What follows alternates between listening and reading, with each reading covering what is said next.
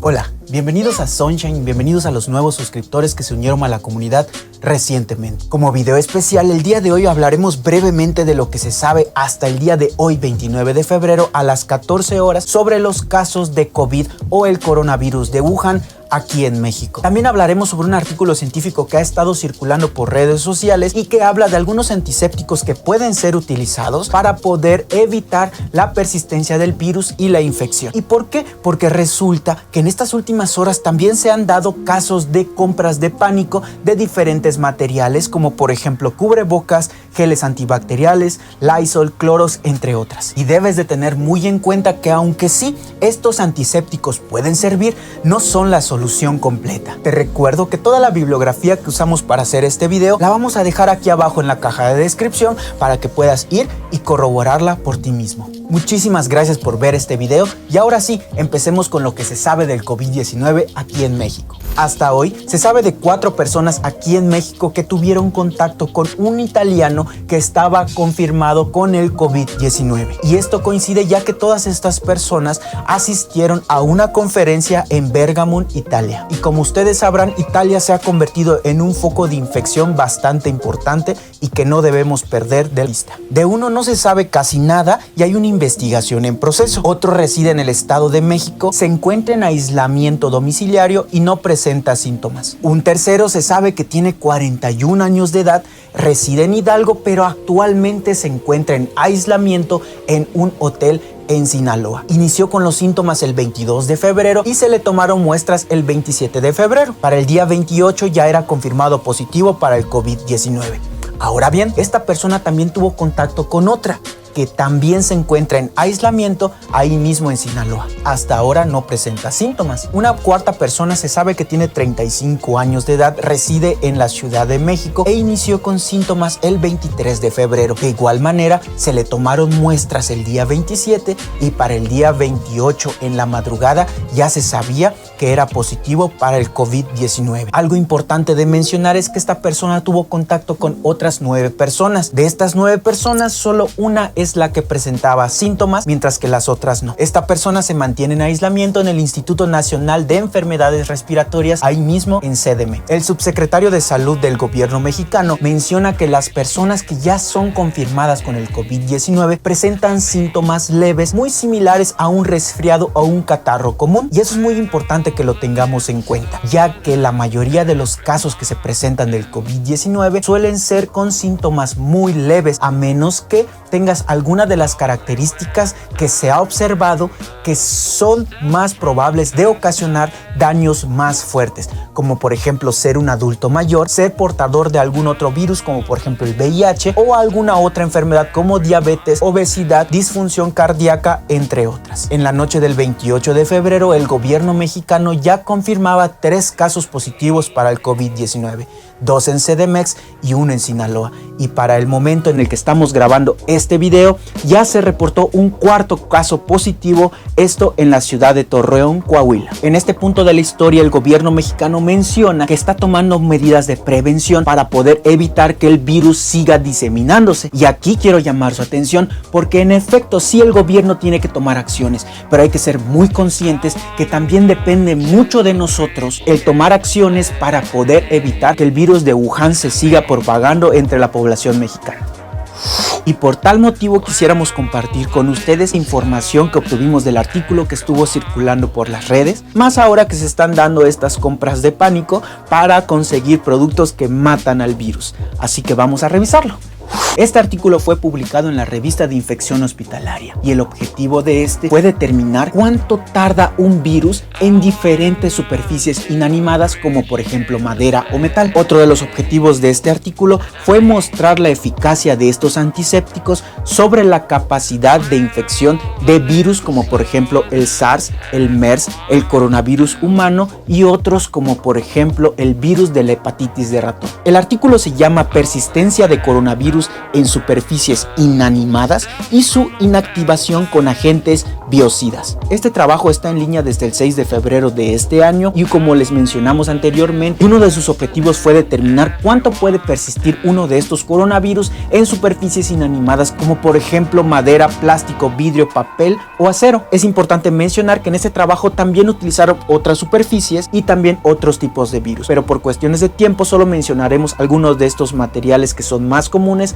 así como de los virus mismos. En el acero, el virus MERS-CoV persistió de 8 a 24 horas a una temperatura de 30 grados centígrados.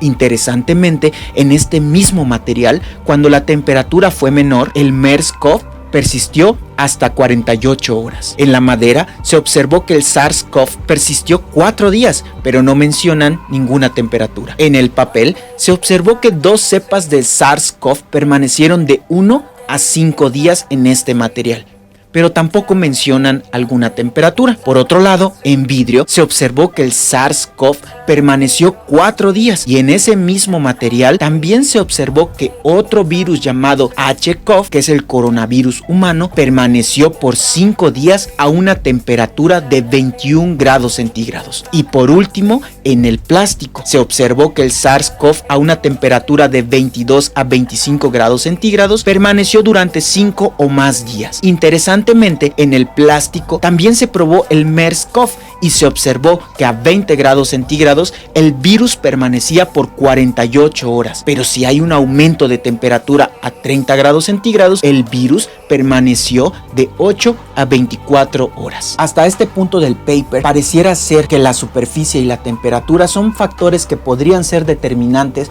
para la permanencia de estos virus. Y por tal motivo, también es muy importante desinfectar o limpiar las áreas en donde nosotros normalmente estamos circulando, así como nuestras herramientas. Y en el artículo también proponen algunos agentes antisépticos que pudieran funcionar para evitar que este virus pueda ser capaz de infectar. Así que veamos lo que encontraron con los antisépticos. Por ejemplo, ellos reportan que utilizar el etanol a diferentes concentraciones y aplicándolo en diferentes intervalos de tiempo que van de los 30 segundos hasta los 10 minutos disminuyeron significativamente la capacidad de infección de los virus SARS y MERS. Incluso también observaron que el etanol disminuye la capacidad de infección de otros virus, como por ejemplo el virus de la hepatitis de ratón. El etanol normalmente lo consigues en las farmacias como alcohol etílico y generalmente viene a concentraciones del 70%. También utilizaron el peróxido de hidrógeno. Al utilizarlo al 0.5 de concentración durante 1 minuto disminuyó la capacidad de infección, pero de otro virus llamado HCoV, que es el coronavirus humano. Y si no sabías, el peróxido de hidrógeno lo puedes conseguir en las farmacias como agua oxigenada. La povidona yodada.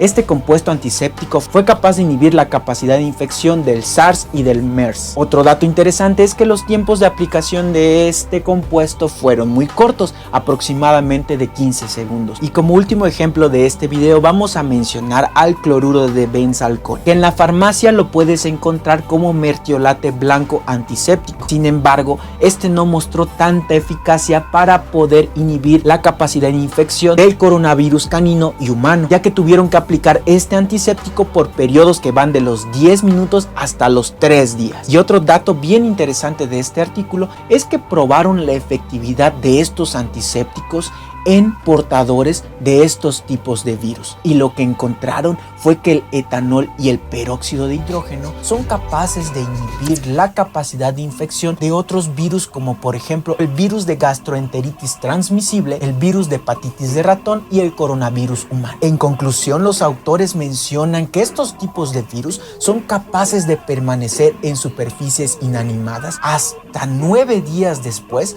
de que llegaron ahí. Es por eso que es bien importante que nos lavemos constantemente las manos y que le demos una limpiada a toda la superficie por donde nosotros acostumbramos a trabajar, y más el celular, que como sabemos es una fuente de bacterias y otras cosas que no vemos, pero ahí están. Otra de las conclusiones que podemos sacar de este artículo es que pareciera ser, como lo mencionamos anteriormente, que la temperatura puede ser un factor determinante para la permanencia de estos tipos de virus. A mayores temperaturas pareciera ser que existe una menor permanencia de estos virus, lo cual es bastante interesante. En el caso de este trabajo mencionan también que el etanol y el hipoclorito de sodio fueron los que significativamente disminuyeron la capacidad de infección de estos virus. El etanol lo podemos conseguir muy fácilmente en las farmacias, pero el hipoclorito de sodio es un poco más complicado de conseguir y de aplicar. Seguramente ya has escuchado hablar de él, ya que en solución se conoce como lejía, que usualmente se utiliza para lavar la ropa. Pero algo bien interesante también que reportan los autores es que el uso del agua oxigenada y de la iodopovidona también podrían ser efectivos para evitar la infección de estos virus. Así que si tenemos en casa algunos de estos compuestos, al menos lo que yo haría es diluirlos en agua y, ¿por qué no?, utilizarlos para poder limpiar las superficies que constantemente estamos utilizando, el celular, la cámara.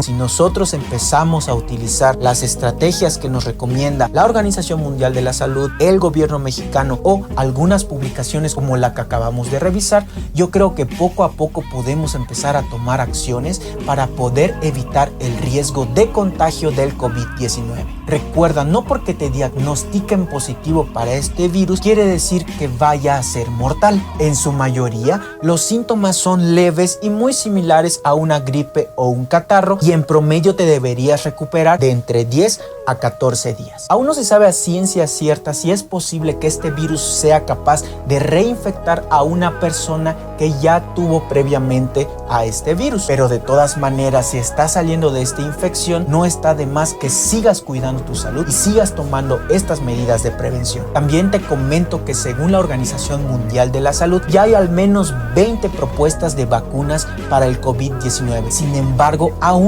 no se sabe cuándo se van a liberar. Algunas de ellas ya se encuentran en la fase clínica. Esto significa que ya se empezaron a hacer algunas pruebas, pero ahora en humanos. Y según la UNAM, deberíamos seguir las siguientes recomendaciones: lavarse frecuentemente las manos con agua y jabón, o usar desinfectante con base de alcohol, sobre todo al ir al baño, toser, estornudar o cuidar enfermo. Cubrir boca y nariz al toser y estornudar, usando la parte interior del codo como un pañuelo. Limpia y desinfecta los objetos y superficies de mayor contacto. Evita el contacto con personas que muestren signos de gripe o resfriado. Reduce el tiempo que pases en lugares concurridos. Evita saludar de beso o de mano. Quédate en casa si estás enfermo. Si presentas fiebre o tos seca, dificultad para respirar o malestar en general, busca atención médica. Y algo muy importante, no se automediquen. Hasta aquí el video de hoy, mi querida comunidad Sunshine. Sigamos las indicaciones de las autoridades pertinentes, y en estos tiempos es muy fácil ingresar a portales oficiales como la Organización Mundial de la Salud o, por ejemplo, el gobierno mexicano, que constantemente están actualizando los casos y en general cómo va el proceso del COVID-19. Otra cosa muy importante es que no nos alarmemos y tampoco compartamos información si no estamos seguros de su veracidad. Y justamente hoy nuestra colega científica y youtuber Cintia Reyes publicó en su canal un video relacionado a este tema llamado Datos Finos y Recomendaciones, coronavirus. La neta es que está bien interesante y aporta información confiable, veraz y de manera general para que vayamos entendiendo cada día más todo lo relacionado con el coronavirus de Wuhan. Aquí abajo te dejo el link para que vayas a ver el video y te informes. De nuevo, a nombre de todos, muchísimas gracias por ver este video. Nos vemos próximamente en la sección Vida Académica y Shots de Ciencia, y ahora sí, nos vemos en el siguiente video.